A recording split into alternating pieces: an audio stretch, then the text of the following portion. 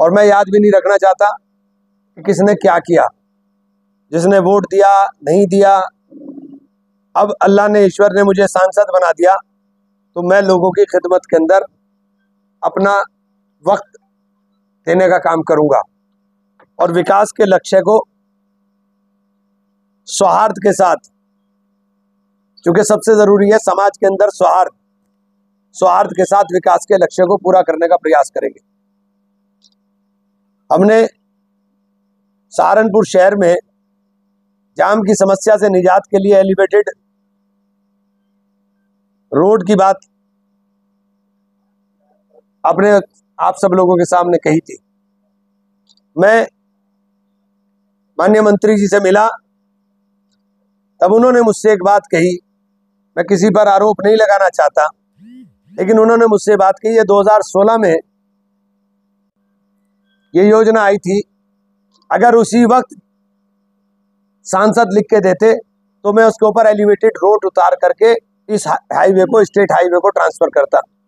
लेकिन चूंकि अब ये स्टेट हाईवे में ट्रांसफर हो गया, इसलिए गवर्नमेंट ऑफ उत्तर प्रदेश से इसकी एनओसी जारी करा दो और हम इसका पैसा जारी कर देंगे। मुझे मंत्री जी ने आश्वस्त किया है और मैंने नगर विधायक से इस संबंध में खुद बात कर करके कहा था कि आप और हम दोनों गाड़ी के पहिए हैं और जनहित के मुद्दे पर, राजनीति अपनी जगह है, लेकिन जनहित के मुद्दे पर हम सब लोग मिलकर के काम करें। और अगर हम लोग मिलकर के काम करेंगे तो निश्चित रूप से जन समस्याओं के निराकरण करने में हमें सबसे ज्यादा आसानी होगी। दूसरा, दिल्ली यमुनोत्री नेशनल हाईवे जो अधूरा पड़ा है, अपूर्ण स्थिति में है, और जिसके ऊपर मां शाकुंभरी सिद्धपीठ है, उसको लिंक रोड बना करके मैंने प्रपोजल दिया और इंशाल्लाह मुझे उम्मीद है ये पूरा भी हो जाएगा।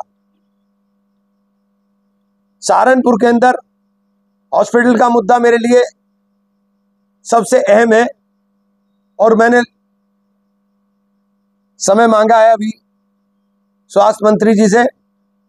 समय मिल जाएगा तो प्रधानमंत्री जी की जो स्वास्थ्य योजना है उसमें 8 सुपर स्पेशलिटी विभाग बना करके एक नए ब्लॉक का निर्माण सहारनपुर में कराना मेरी प्राथमिकता होगी, जिसके बाद सहारनपुर के 95% मरीज बाहर जाने बंद हो जाएंगे, सब इलाज यहीं मिलेगा। 95% सारी सुविधाएं यहाँ होंगी। ये मेरा प्रयास है और इंशाल्लाह मैं इसे बहुत जल्दी पूरा करने का काम करूंगा। इसके लिए मैं, जरूरत होगी उत्तर प्रदेश के स्वास्थ्य मंत्री जी से मिलने की, उनसे भी मिलूंगा। मुख्यमंत्री जी से आवश्यकता होगी, मुख्यमंत्री से भी मिलूंगा। हमारा प्रयास ये कि हम लोग जिले के अंदर विकास के नए कीर्तिमान स्थापित करें और मुझे उसका कोई क्रेडिट भी नहीं चाहिए। मैंने ये बात पहले ही कहा है कि मुझे उसका कोई क्रेडिट भी नहीं चाहिए, चूंकि मैं अगर जीता हूं तो लोगों के आशीर्वाद से, लोगों की मोहब्बत से, जिस उम्मीदों के साथ लोगों ने जिताया है। क्रेडिट जिसे लेना हो बोले, मेरा मकसद काम होना है कि काम हो जाए। और मैं अपने तमाम सत्ता पक्ष के साथियों से भी हाथ जोड़ के विनती करूंगा कि विकास के काम के अंदर हम सहयोगी बने, एक दूसरे के राह में रोड़े न अटकाएं। जहां जहां जरूरत हो वहां वहां आप मुझे लेके चलो और मैं आपको लेके चलूं, और हम हाथ से हाथ मिला करके सहारनपुर के अंदर विकास के नए कीर्तिमान को स्थापित करने का काम करें। हमारी प्राथमिकता में सहारनपुर के अंदर जो 2 उद्योग हैं, एक काष्ठ कला उद्योग और दूसरा औषधि उद्योग। काष्ठ कला उद्योग का जो काम है वो आधे से कम रह गया, 1500 करोड़ से घट करके 800 से भी नीचे आ रहा है। मैंने कहा बहुत चिंता का विषय है। इसके अंदर हमें यहाँ पे डिजाइनिंग सेंटर, यहाँ जो सुविधाएं और हम दिलवा सकते हैं वो क्लस्टर यहाँ बन रहा है। वो सुविधाएं दे करके जो मजदूर यहाँ से पलायन कर रहा है, जो दस्तकार यहाँ से पलायन कर रहा है, उसका पलायन रुके, उसको काम यही मिले, इसके लिए हम प्रयास कर रहे हैं। हौजरी उद्योग असंगठित क्षेत्र के अंदर लगा हुआ एक बहुत बड़ा उद्योग है जो सहारनपुर की पहचान बनता जा रहा है। इसको संगठित कर करके इनके लिए एक नया क्लस्टर का निर्माण हो।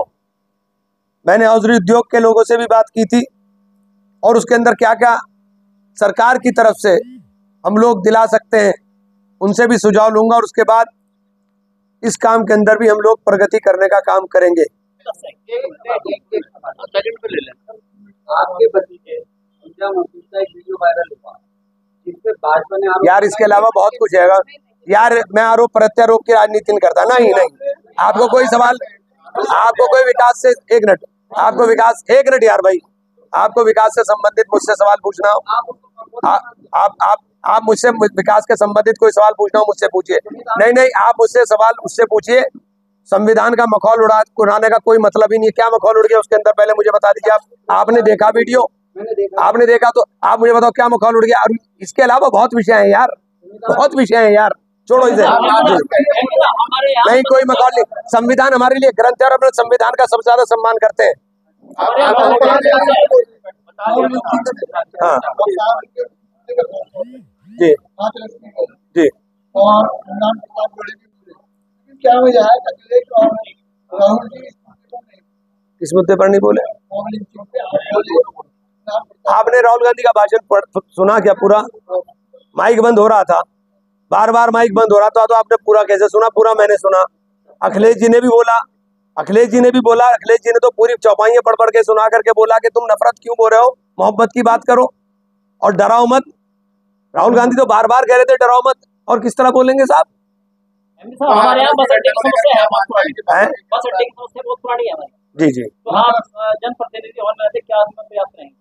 देखिए बस अड्डा स्टेट सब्जेक्ट है, मैं कोशिश करूंगा निश्चित रूप से कि वो बस अड्डा बने। और बस अड्डा यहाँ, चूंकि यहाँ की आबादी जो जोग्राफिकल वो है, वो आबादी इस तरह की है कि एक कोने पर एक बस अड्डे से काम मुझे लगता है चलेगा नहीं, 2 ही बस अड्डे बनाने पड़ेंगे। ISBT स्तर का देखिए इसे उठा लेंगे इंशाल्लाह, जो भी होगा करेंगे तो ही। देखिए हाथरस की घटना बहुत दुर्भाग्यपूर्ण है। मैं मौके पे सबसे पहले पहुंचने वाले लोगों में था, मैं रात को ही मौके पर पहुंच गया था और जिस तरह से मैंने लाशों का वहां पे हाल देखा, और बहुत गरीब लोग थे, बहुत गरीब लोग थे। उन लोगों को हमने सरकार से कहा कि मुआवजा राशि बढ़ा के दी जानी चाहिए। श्रद्धालुओं की मौत हुई है, वो आस्था के अंदर अंधा होकर के इस तरह से वो वहां पे इकट्ठा हुए और कुप्रबंधन की वजह से वहां इतना बड़ा हादसा हुआ। मैंने इतनी लाशें एक साथ लाइन से लगी हुई कभी नहीं देखी। भाई दोषी तो सरकार तय करे कौन है कौन नहीं है। मेरा मामला है मुआवजे का, कि मुआवजा दे उन्हें, क्योंकि अब आप दोषी तय करो कौन है कौन नहीं है तो अलग विषय है, पहले आप मुआवजे की बात करें कि मुआवजा दे। कैसी बात कर रहे हैं यार, जब तुमने सुना नहीं बोल रहे। राहुल गांधी ने कहा हिंदू कभी हिंसक नहीं हो सकता, राहुल गांधी ने कहा हिंदू कभी नफरत नहीं फैला सकता। आप हिंदू के नाम के ऊपर ये नफरत और हिंसा क्यों फैलाने की बात करते हो? राहुल गांधी ने कहा, आपने उसे उल्टा कर दिया। कैसी बात कर रहे हैं भाई? और ये सब रिकॉर्डेड है, रिकॉर्ड के अंदर है, इसलिए कोई भी बात ऐसी मत करो जो रिकॉर्ड के अंदर हो और आप गलत बयान कर रहे हो।